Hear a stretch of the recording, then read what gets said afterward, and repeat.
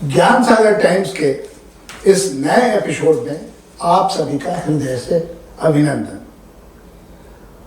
आज के इस एपिसोड में कहाँ गए वो दिन के, जो हमने पिछले एपिसोड में कहा था कि हम सागर मंथन करके नगीना निकालेंगे, आज हमने एक नगीना लिया है अपने इस एपिसोड में। सबसे पहले मैं अपने इस एपिसोड के अतिथियों का परिचय दे दूं। पहले नंबर पर डॉक्टर मीनाक्षी स्वराज जी हैं, जो ज्ञान सागर टाइम्स की रोमिंग एडिटर हैं, समाज सेविका हैं और एनजीओ के द्वारा समाज के लिए बहुत सारे कार्य करते रहती हैं।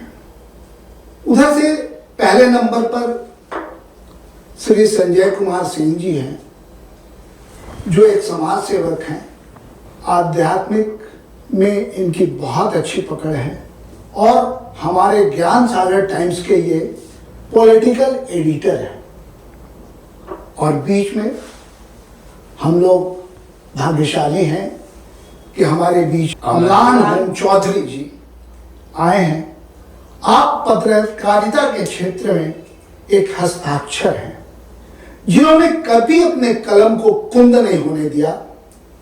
आपका कार्य क्षेत्र बिहार भी रहा, खासकर पटना के नेशनल समाचार पत्र हिंदुस्तान टाइम्स से। आपकी लेखनी हमेशा से सकारात्मक, निर्भीक और ओजपूर्ण रही।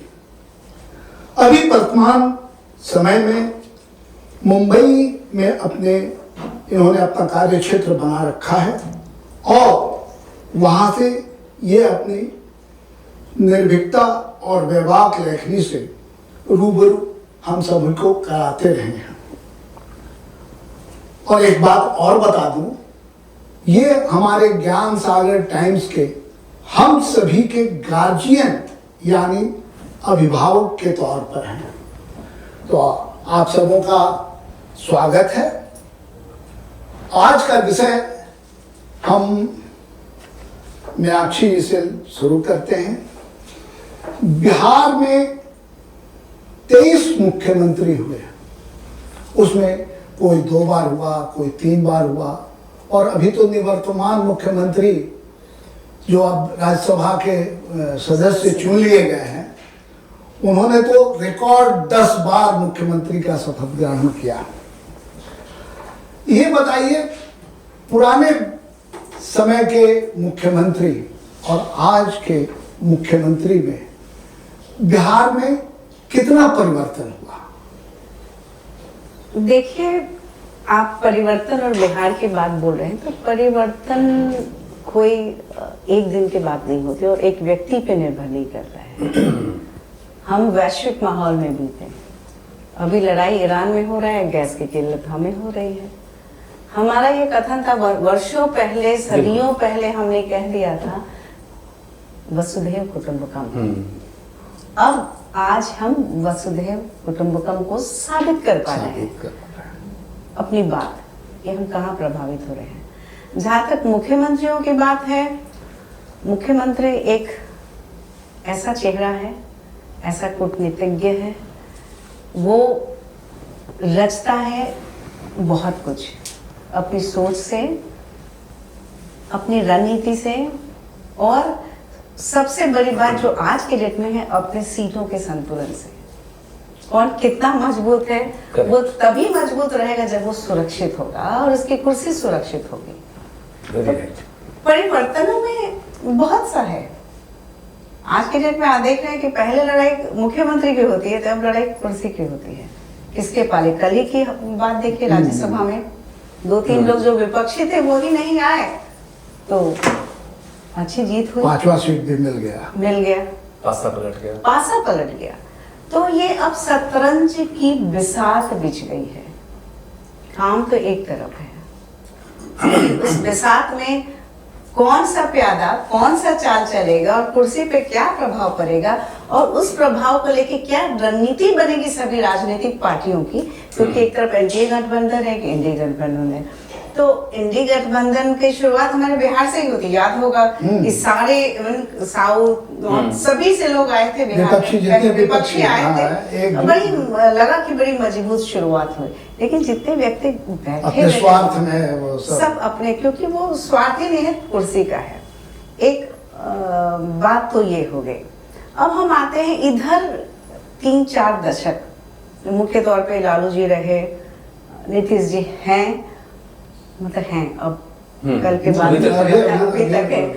तो विकास की बात बोले तो मैं मानती हूँ कि वर्तमान मुख्यमंत्री का, I am not biased with any political party, but as a person उन्होंने बहुत अच्छा काम किया, विकास हुआ है। क्योंकि मैं शिक्षा से बहुत नजदीक से जुड़ी हूँ, ग्रास रूट लेवल पे, ग्राम सभा तक मैं जानती हूँ, और स्वास्थ्य में भी यही हाल है, ठीक है। तो काम हुआ है, लड़कियों का ड्रॉप आउट्स बहुत कम हुआ है, उनका स्कूल जाना, साइकिल मिलना, पोशाक, it is, I am closely monitor all their development.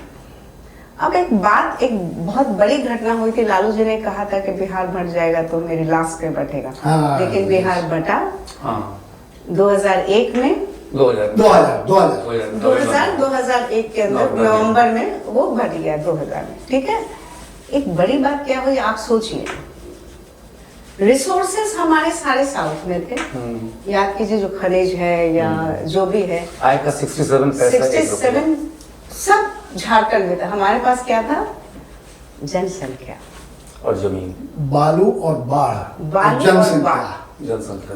तो जो रिसोर्सेस थे वो झारखंड रह गए, और हमारे पास पानी, बालू, जनसंख्या, वो भी नॉट एसेट लाइक दिस, कभी कुछ जनसंख्या हमारी एसेट बन गई है, हमारी वो शक्ति बन गई है, मैंने जेनजी वाली बात आजकल चलता है, तो आज हमारे पास है जेनजी, लेकिन अब वो योग्यता की ओर बढ़ रहे हैं, एक बात। दूसरी बात, एक खास कम्युनिटी की बात मैं नहीं कहूंगी, लेकिन एक बात कहना चाहूंगी, हमारे जो मुसलमान भाई के बच्चे हैं, बच्चे बहुत ज्यादा हैं, और हमारे हिंदू भाई के जो बच्चे छोटी छोटी बातें कहते हैं, क्या कहना चाह रही हूँ आप समझिए, कि वो बच्चे योग्य बन रहे हैं, उनके पास स्किल्स है, चाहे वो साइकिल बनाने का हो, एसी बनाने का हो, टीवी बनाने का हो, कारपेंटर हो, लेकिन टेक्निकल साइड से स्ट्रांग, प्रोडक्टिव नहीं है उतना। आपने तो बहुत हद तक सही कहा मीनाक्षी जी। इस बारे में हम थोड़ा अमलान हुम चौधरी जी से विचार लेना चाहेंगे। देखिए, मैं जो है 1981 में मैं पटना में पोस्टेड हुआ प्रेस ट्रस्ट ऑफ इंडिया के रिपोर्टर के तौर पर। 1981 से लेकर 2006 तक मैं जो है यहाँ के सारे मुख्यमंत्रियों से मिला हूँ, बैठा हूँ, अकेले में बैठक हुई है बहुत सारे मुद्दों में, और उसमें से जो है ये मेरे लिए कहना बहुत कठिन होगा, ये शायद उचित भी नहीं होगा, जो कौन कितना काम किया है या नहीं किया है, लेकिन प्रयास तो अपने तरफ से हुआ ही है। लेकिन इस मामले में मीनाक्षी जी ने एक बहुत ही अहम मुद्दा उठाया, इसको हम बहुत 2001 में या 2000 में हम इस पर एक एनालिसिस भी किए थे हिंदुस्तान टाइम्स में, जो झारखंड बंटने के बाद बिहार, उसमें एक जगह हमको अभी भी याद है, उसका कुछ लेटर टू द एडिटर भी आए थे बहुत बड़े बड़े लोगों का भी, जो 1 रुपया में ऐसे जो है 67 पैसा जो है झारखंड के पास रह गया, तो हमारे पास बचा क्या, 35 पैसा। लेकिन अब 35 पैसा जो है उस रिसोर्स को हम बढ़ाएंगे तो हमारे पास तो कोई मिनरल नहीं है, लेकिन उसमें से जो है खाली अनाज ही ना पैदा होता है और तो कुछ नहीं। मखान का देश है दरभंगा, मतलब मिथिलांचल। तो मिथिलांचल, अब उस पर, क्योंकि मिथिलांचल पर हमारा रिसर्च भी था, हम गए भी थे। इसमें एक मामला है जो अगर हम लोग देखते हैं तो हमने कंपैरेटिव एनालिसिस किया था उसमें, तो स्विट्जरलैंड के पास कोई भी रॉ मटेरियल नहीं है, हांगकांग के पास कोई भी रॉ मटेरियल नहीं है, सिंगापुर के पास कोई सोना या चांदी या लोहा मिनरल्स नहीं है, तो वो कैसे डेवलप किया। उसमें जो है एक चीज है, मेरा तर्क था, जो क्या हम लोग एग्रीकल्चर को क्या हम लोग बढ़ा नहीं सकते हैं, क्या हम लोग मछली उत्पादन को बढ़ा के या मखान उत्पादन को बढ़ा के, उसी साथ साथ उसमें हमारा एक रेफरेंस था मुजफ्फरपुर का लीची, हाँ, शाही लीची। शाही लीची, और उसमें जो गुलाब का जो सुगंध निकलने वाला लीची है, तो उसका क्या हम लोग जूस एक निकाल के एक्सट्रैक्ट करके बाहर इंपोर्ट नहीं कर सकते हैं? क्योंकि लीची का डिमांड वहाँ पर एनआरआईज के बीच बहुत सारा है। तो ये तो हम लोगों ने किया नहीं है। अब देखते हैं लीची के बारे में नीतीश कुमार जी का जो है कुछ कुछ स्टेप्स उन्होंने लिया है। ये एक बहुत ही सराहनीय हम उसको सराहनीय मामला है। और उसके अलावा अगर आप देखेंगे तो बिहार के मुख्यमंत्रियों के पास, जो मैंने बताया, जो 81 से लेकर 2006 तक, उनके पास तो रिसोर्सेस नहीं है, उनके पास मजबूरी है, उनका तो हाथ बंधा हुआ है। हम मार्केट जाएंगे, हमारे पास पैसे नहीं है, तो हम सब्जी कहाँ से खरीदेंगे? सही कहा। इसके कारण जो है इंडस्ट्री पनप नहीं पाया। इंडस्ट्री अगर नहीं पनप पा तो यहाँ के लोग जो है बाहर गए, बेरोजगार, तो हम उसको बेरोजगार, उसको हम कुछ बोल तो नहीं पाएंगे, उनका उसमें कहीं गलती नहीं है। ऐसा कौन आदमी है जो कि अगर वो फतुहा में रहता है, अगर फतुहा इंडस्ट्रियल एस्टेट काफी डेवलप करता, तो फतुहा छोड़ के वो बंबई में जाता या दिल्ली में खाक छानने जाता। तो ये है मामला। उसी तरीके से शिक्षा के मामले में जो है, शिक्षा के मामले में हम एक बात बताएंगे, तो शिक्षा के मामले में पटना साइंस कॉलेज या बीएन कॉलेज या बहुत सारे पटना यूनिवर्सिटीज, कम से कम इसका ट्रेडिशन 125 साल से है। कम से कम 125 साल से। पहले कैलकाटा यूनिवर्सिटी था, तो नाम पलट के पटना यूनिवर्सिटी आया। तो मुझे लगता है जो 2 मिनट पहले इन्होंने बताया कि वैश्विक रिएक्शन, जैसे ईरान में प्रॉब्लम हो रहा है तो हमारे यहाँ तेल नहीं मिल रहा है, तो हमको लगता है जो एजुकेशन के मामले में, चाहे गुरुकुल के जमाने से हो या आज के दिन से हो, ऐसा नहीं लगता है जो कुछ कुछ है। मिथिलांचल एक बहुत ही समृद्ध जगह था इतिहास में।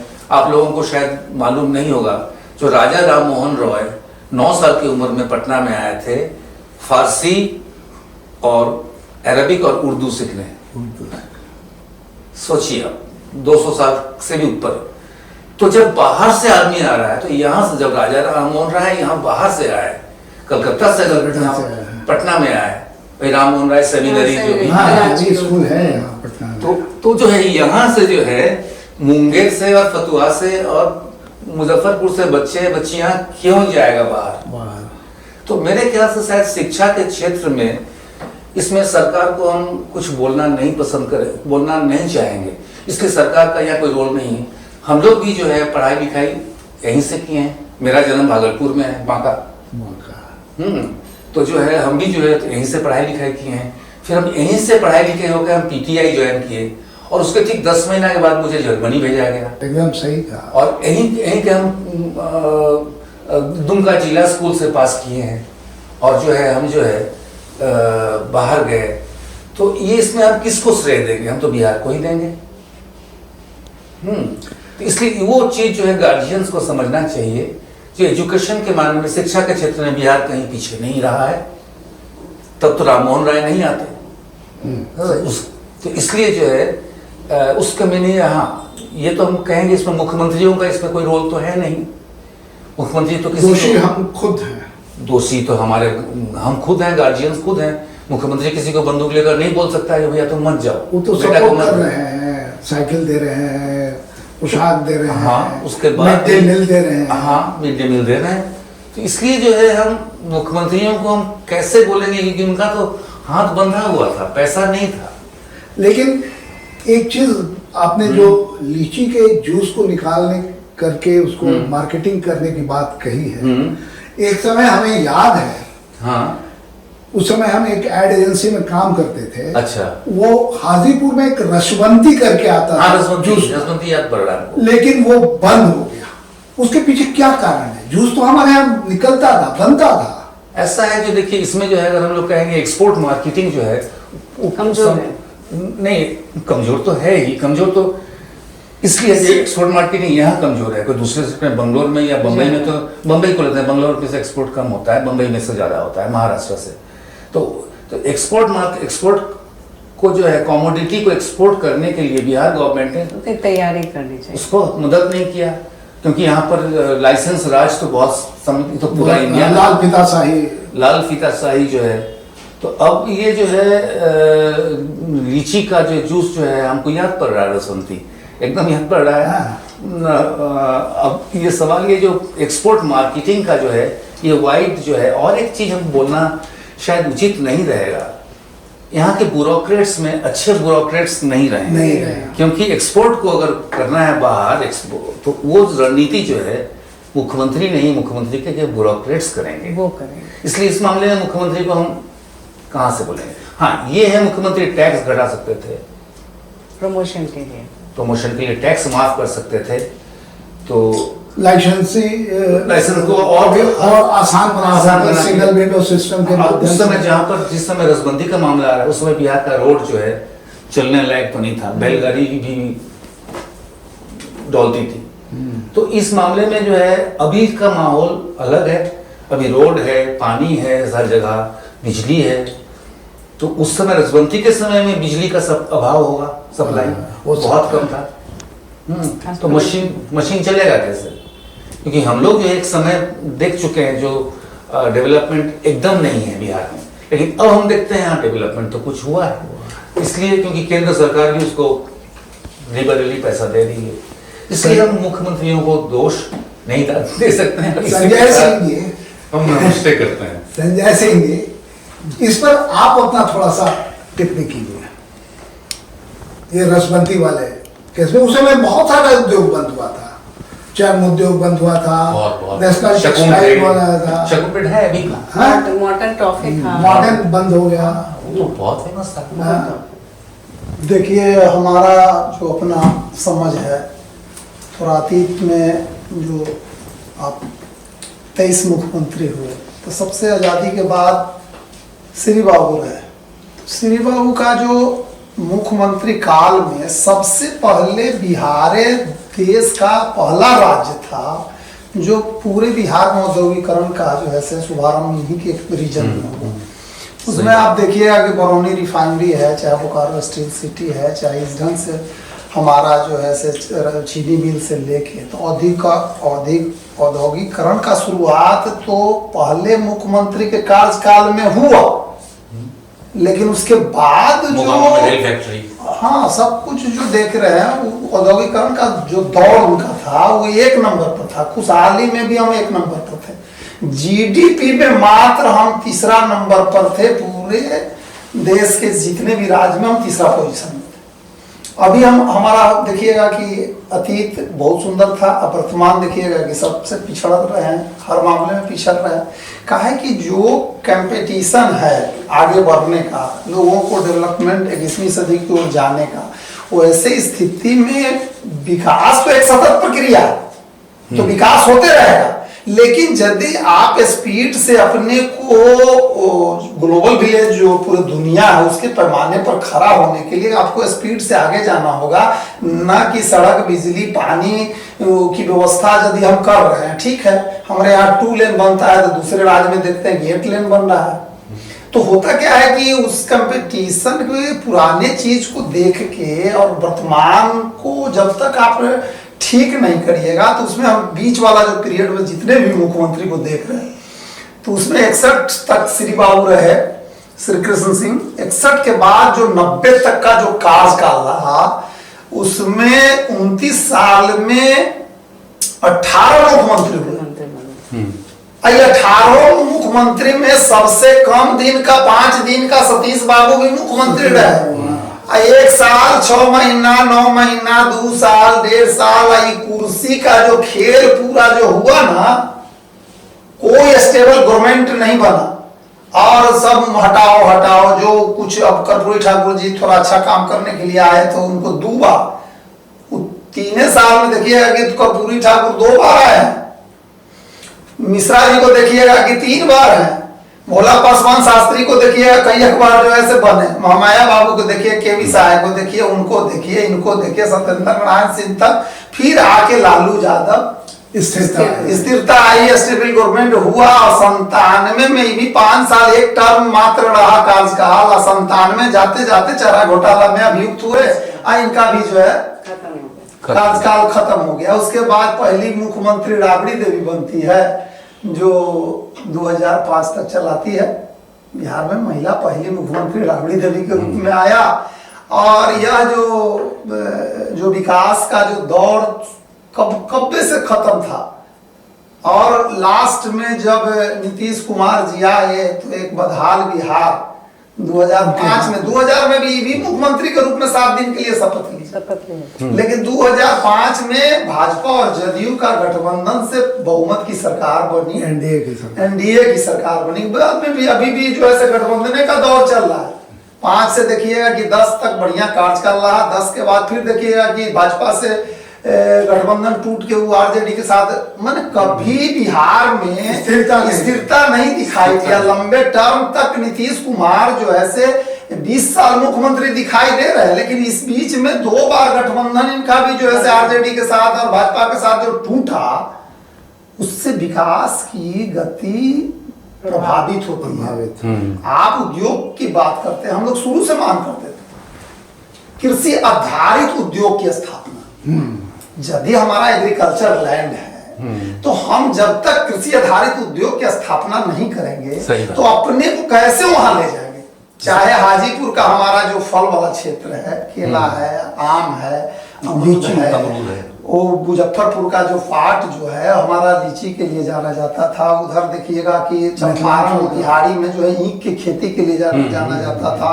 उधर जो है दरभंगा हमारा मखाना के लिए जाना जाता था। इधर जो मध्य बिहार का जो पार्ट है दलहन तिलहन के लिए जाना जाता था। इतना मन मजबूत लैंड, इधर जो है से शाहबाद का क्षेत्र देखते हैं कि पूरे धान के कटोरा कहलाता था।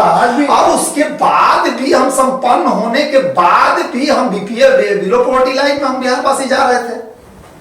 तो होता क्या है कि मुख्यमंत्री के जो सरकार बनाते हैं, चाहे प्रतिनिधि चुनते हैं, तो मार कहां से खाए। एक तो कृषि आधारित उद्योग की स्थापना नहीं की। आपके पास विरासत बहुत बढ़िया था, जो भगवान बुद्ध का दर्शन और विज्ञान था, उससे हम लोग दूरी बना लिए। बौद्ध सर्किट बनाने से नहीं होता है। बौद्ध के जो दर्शन और विज्ञान था, उसको जब तक आप यहाँ इंप्लीमेंट नहीं करिएगा तो ये करप्शन वगैरह जो मामला जो चल रहा है, जो भ्रष्टाचार में जो मुख्यमंत्री जी जेल जा रहे हैं, तो होता क्या है कि करप्शन को कंट्रोल करने के लिए आत्मज्ञान की जरूरत होती है। जब तक हम नहीं सुधरेंगे तब तक हमारा बिहार कैसे सुधरेगा। पहले तो हमको खुद सुधरना होगा, पहले तो हमको आत्मज्ञान से लैस होना पड़ेगा।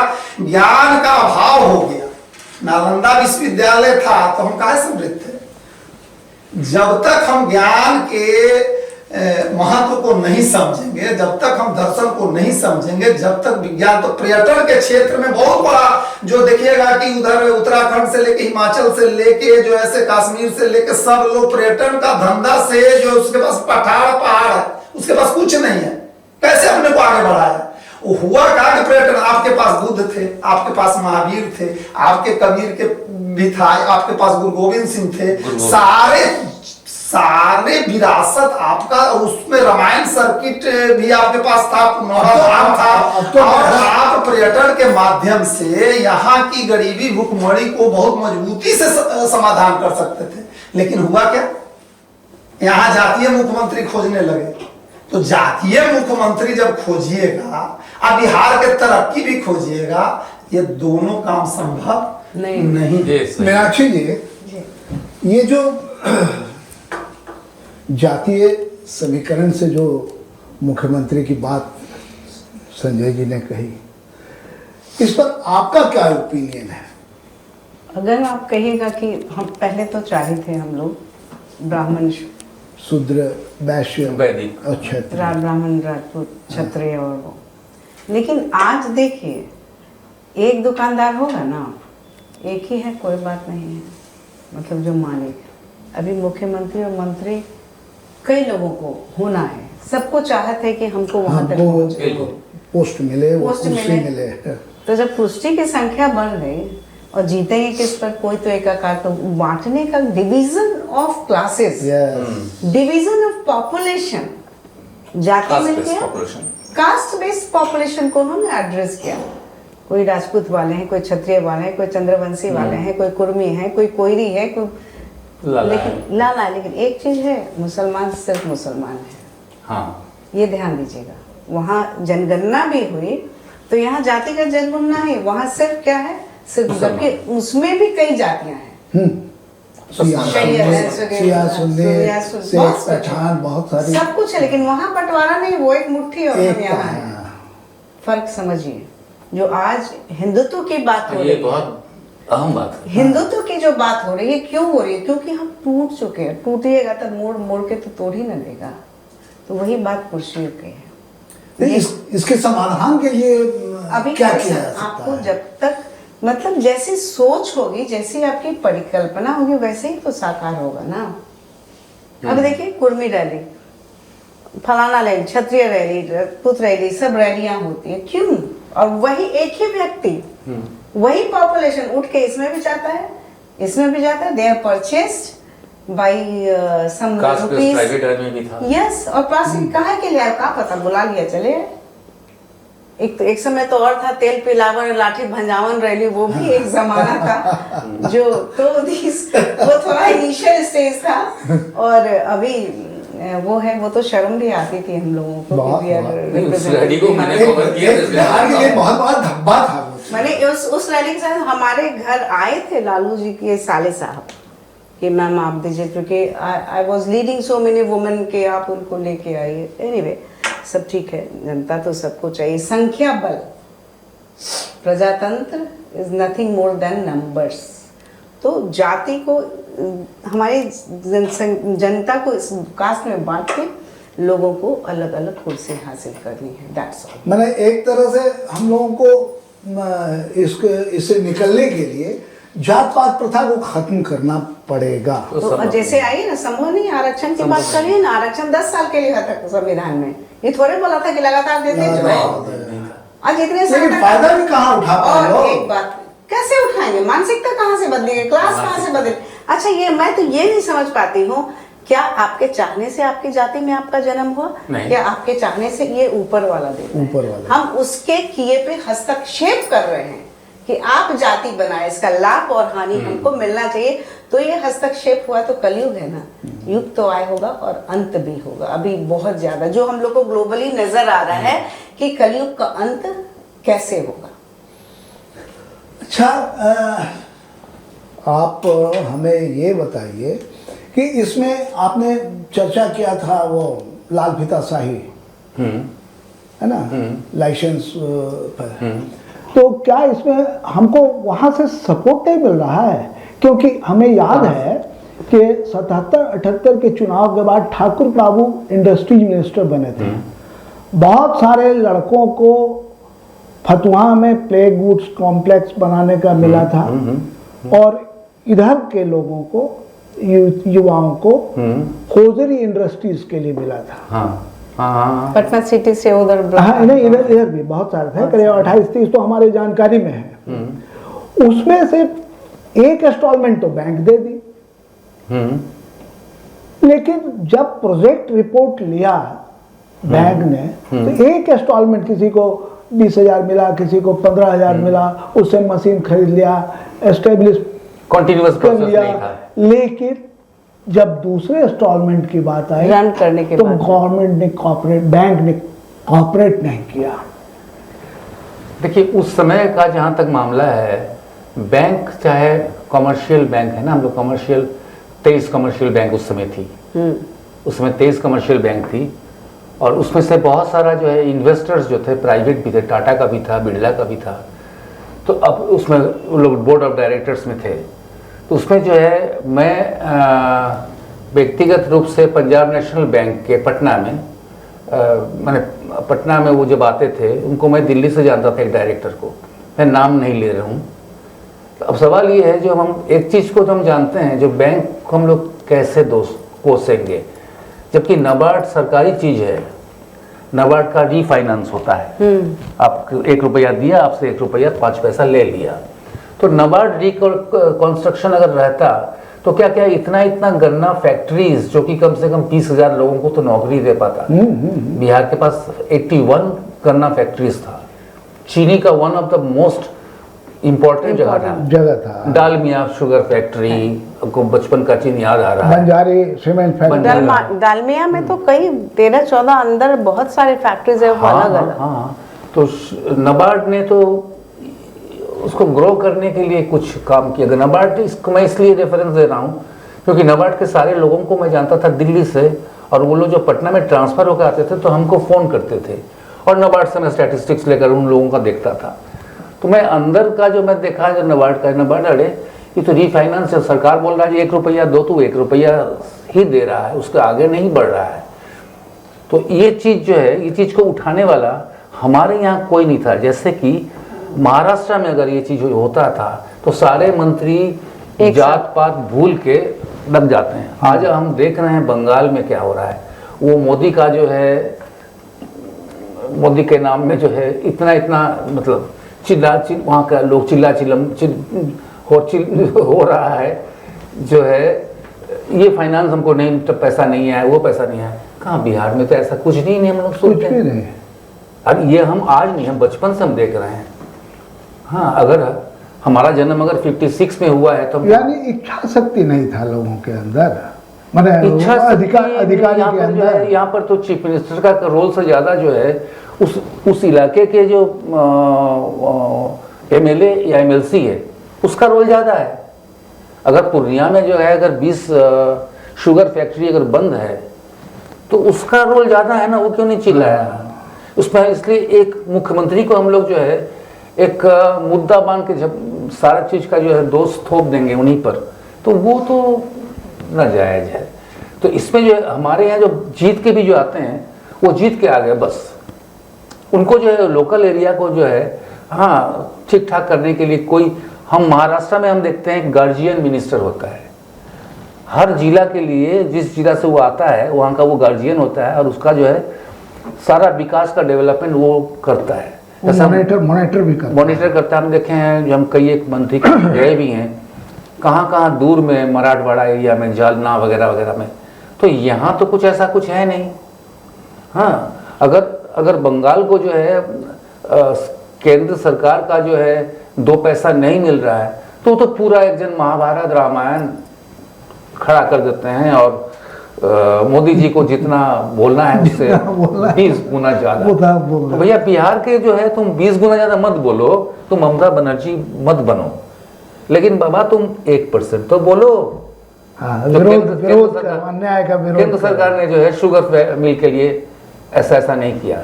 और दूसरी बात है, बिहार में अगर हम लोग देखेंगे जो बिहार के जो INTUC या C2 या AITC ट्रेड यूनियन वाला है जिसका कि गढ़ था शुगर इंडस्ट्री, वो लोग भी चुप है। उस पर तो सभी को आता, CPI आ रहा है, कांग्रेस आ रहा है, CPM आ रहा है, SUCI आ रहा है, तो वो लोग कहाँ गए? तो इसलिए वो भी डल ही पड़ गए, कोई एक्शन नजर नहीं आता। इसलिए जो है हम जीत गए वोट खरीद के, बस हो गया हमारा 5 साल हम रहेंगे और हम तुम हमारे 3-4 बच्चे बस। और उसमें तो उसको जो है वो लोग हल्ला क्यों नहीं, वोकल कॉर्ड यानी गला तो सबका है ना, तो उसको ममता बनर्जी मत बनो, वो तो बहुत ही ज्यादा चिल्लाती है। हाँ, माफ कर ममता दी, माफ करे मुझे, लेकिन सवाल है जो भाई तुम्हारे पास तो थोड़ा सा तो है, जागरूक बनिए। वो तुम सुपौल का मंत्री, सुपौल का मिनिस्टर हो, चाहे मुंगेर का MLC हो, MLA हो, वो लोग क्यों चुप है? इसलिए ओवरऑल अगर आप देखेंगे तो ये है मुद्दा। सभी की सामूहिक जिम्मेदारी एक प्रजातंत्र है। एक संजय जी, ये जो अभी जो इंडस्ट्रीज जो डेवलप हो रहा है, जैसे मखाना को शायद GI टैग मिल चुका है, कर लिया गया। हमको एक वोट से ब्लॉक प्रमुख हरा दिया गया। तो हम हारते तो है नहीं, चुनाव तो जनता हारती है और जनता जीतती है। अच्छे लोग यदि आप उसको राजनीति से बाहर करते हैं तब ये ना गलत आदमी आके बैठेगा, तो ब्लॉक से हमको हटा दीजिएगा।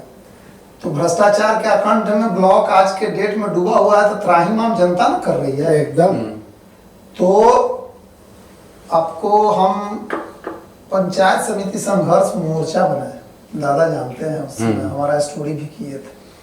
तो हम 2000 विभिन्न मुद्दाओं पर लड़ते हुए गांव का पैसा गांव में खर्च हो, गांव का झगड़ा गांव में उस समय ग्राम कचहरी 22 साल के बाद पंचायती राज चुनाव हुआ था। 2022 साल तक यह सरकार जितनी थी ना उस पंचायत को छोड़ दिया था।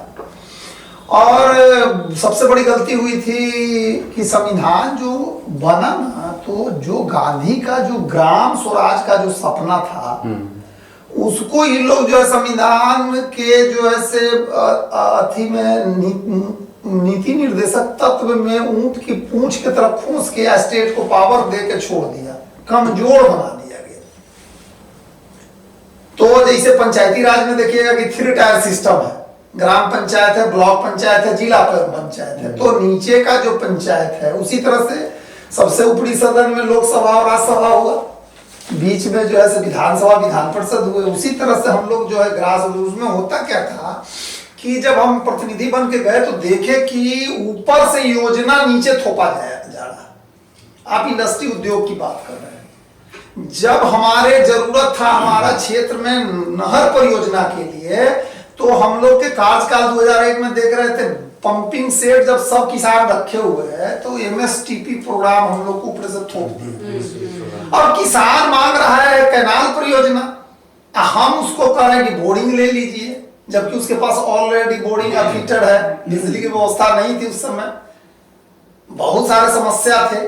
तो है क्या कि ग्रास रूट डेमोक्रेसी के लिए जो चंपारण पद यात्रा की है नए बिहार के निर्माण के संकल्पों के साथ 1917 में, तो 2004 में किए थे। गांधी जी का हाँ वो तो नहीं, हम अपना जो 4 में किए नए बिहार के निर्माण के संकल्पों के साथ चंपारण पद यात्रा किए। हम चाहे कि जो पंचायत प्रतिनिधि हैं हम लोग सब मिलकर नए बिहार के निर्माण में जुट जाए। तो हुआ कहा कि हम फिर कमजोर पड़े। 2006 में नए पंचायती राज अधिनियम आया, इसमें महिलाओं की भागीदारी सुनिश्चित बढ़ाया गया, अति पिछड़ा और दलितों को जोड़ा गया। अब हुआ क्या कि बिहार पंचायती राज अधिनियम एक्टे उसके समझते समझते उसका कार्यकाल समाप्त हो जाता है। कभी अति पिछड़ा जो है मुखिया जी हैं तो तुम 5-10 साल के बाद आ गया वहां का भाई, तो ही अब दलित आ गए, फिर आ गया। अब जो स्टेट में जो मुख्यमंत्री के कार्यकाल जैसे समाप्त हो रहा था 3 महीना और 2 साल 1 साल का, वही स्थिति हो गया है ग्रास रूट डेमोक्रेसी का। आप यदि आप आड़ी बांध के अलंग बांध के अब चाहिए कि अब पटवन करके एग्रीकल्चर लैंड को ठीक किया जाए, तब तक जो है ना कार्यकाल आपका खत्म हो जाएगा, तो फिर वही विकास का धारा वही रहेगा उसको। हाँ, तो कृषि जो स्थिति बन रही है, जो आप देखते हैं कि वोट के आधार पर उसको महिला सशक्तिकरण नाम दिया जा रहा है, उसको जो है पिछड़ा अति पिछड़ा को मुख्य धारा से जोड़ने की बात हो रही है। और उसको बढ़ाइए नहीं, जब तक आप उसको एजुकेशन को ठीक करिए, उसको समुचित सही ज्ञान दीजिएगा, तब ये जो है से नहीं तो लाख कोशिश कर लें बिहार के लोग। अभी इंडस्ट्री की बात कर रहे थे, आप ठाकुर बाबू की चर्चा भी की है। हमारे ही फतुहा प्रखंड हमारा ही औद्योगिक क्षेत्र रहा है। आने वाले समय में आपको जो है से हम बता रहे हैं कि कंपटीशन का मार्केट है। और हमारे यहाँ क्या है बिहार में, इतना ना लोक धर्म के जाल में हम लोग हैं कि हमारा लेबर जो है से 10 दिन के लिए दशहरा में भागेगा, 10 दिन के लिए छठ में भाग जाएगा, 5 दिन के लिए दीपावली में भाग जाएगा। ये तो बाहर से भी नहीं, बाहर से कैसे, आप समझिए दूसरे राज्यों को यही लेबर जब हमारे यहाँ से जाता है तो ओनली फॉर छठ में ही आता है। लेकिन हम जो यहाँ जो काम कर रहे हैं तो हम देख रहे हैं कि बराबर फैक्ट्री जो है ना, वो शादी के नाम पर, तो श्राद्ध के नाम पर, तो परिवार में कुछों के नाम पर लगातार आपका जो है जो मैन पावर है वो प्रभावित होता है। और यदि इस ढंग से आप प्रभावित होइएगा, मार्केट में हम छोटे छोटे उद्योग की स्थापना करें, इंडस्ट्री का स्थापना करेंगे और उस प्रोडक्शन उसके रेट में हम नहीं दे पाएंगे तो हमारा जो है से बंद पड़ जाएगा वो जो इंडस्ट्री। हाँ बिल्कुल सही कहे, सही। आप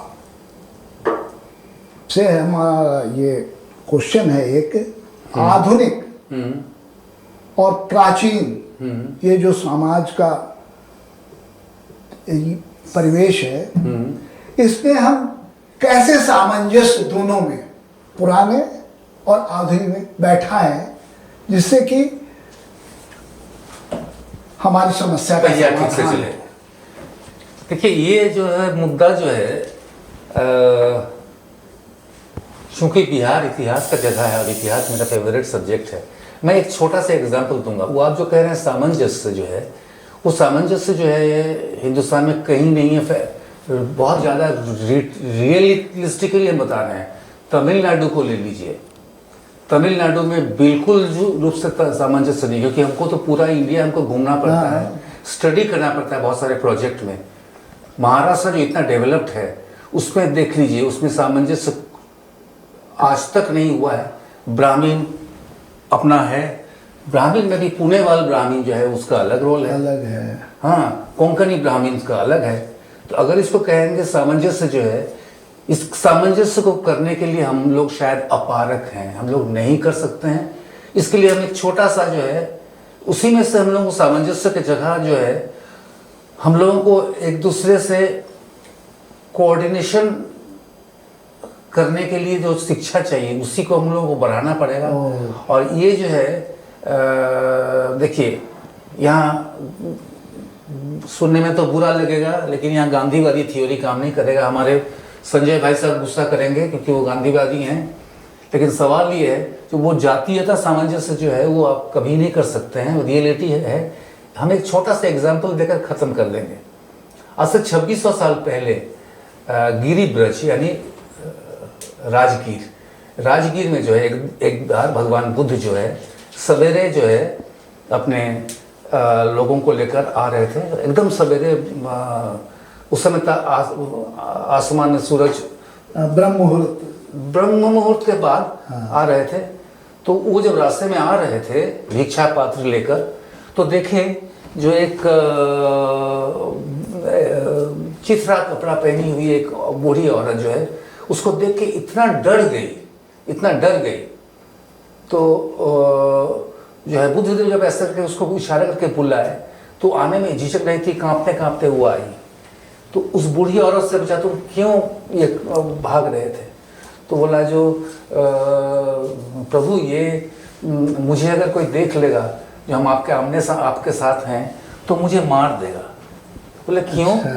तो बोला जो मुझे जो है मैं डोम हूँ, मुझे जो है साफ सुथरा करके हमको सूरज उगने के पहले शहर के परिधि मतलब सर्कल उस समय तो सारे जो है किला नुमा होता था, सब जो है दीवार रहता था। तो दीवार के बाहर हमको चला जाना पड़ेगा।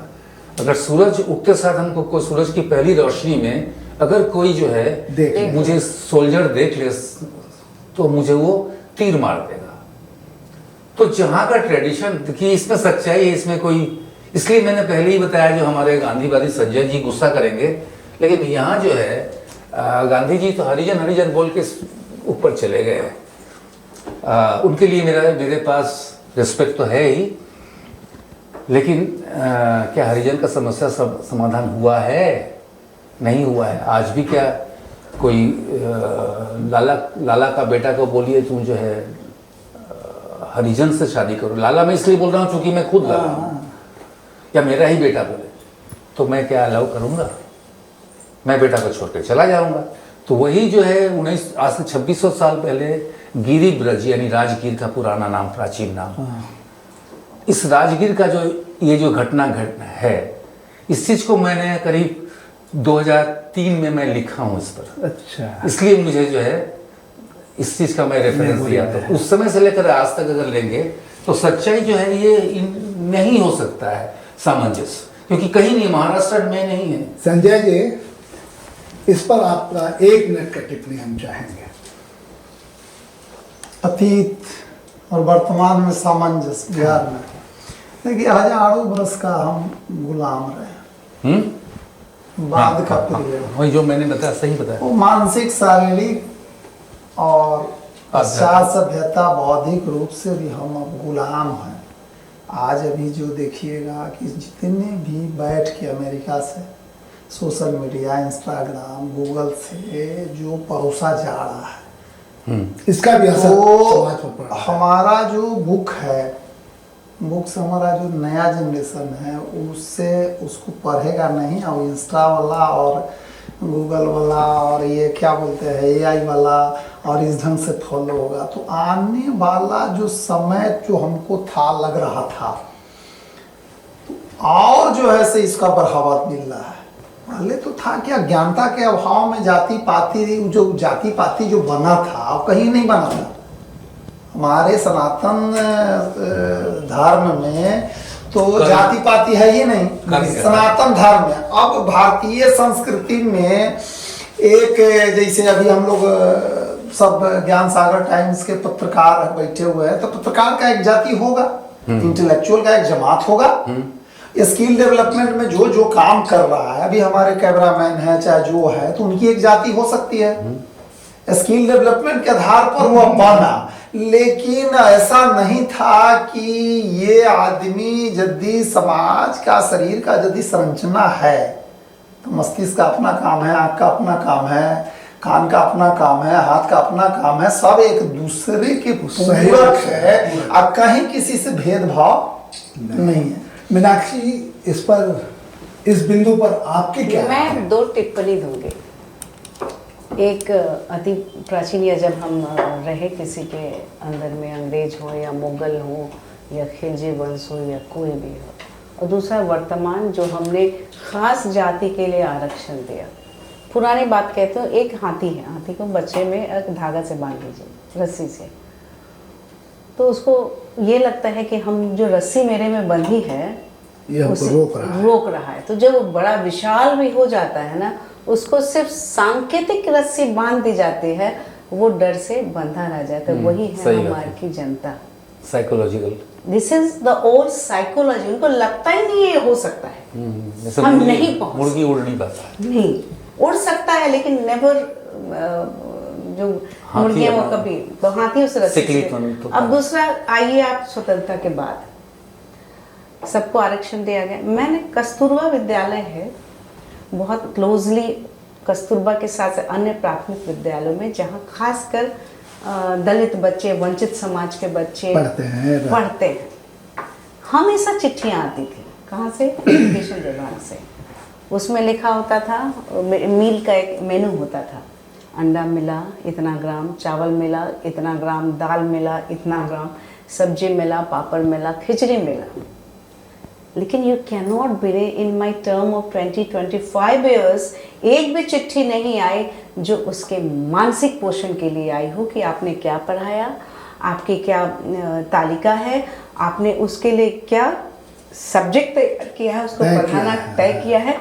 मतलब जो मालिक बैठे हैं वो भी नहीं चाहते हैं कि उसका ये विकसित हो, क्योंकि तब वो उनके वोटर नहीं रहेंगे, क्वेश्चंस करेंगे, question, they can raise questions. तो इसका विकास नहीं चाहिए, विकास सिर्फ शरीर का चाहिए। समय अभाव के कारण इस पर चर्चा को हम यही समाप्त कर रहे हैं। अगले परिचर्चा में और भी विद्वान को लेके आएंगे, जो आप लोगों के समक्ष अपनी बात रखेंगे। धन्यवाद। धन्यवाद। रहे हैं ज्ञानसागर times.com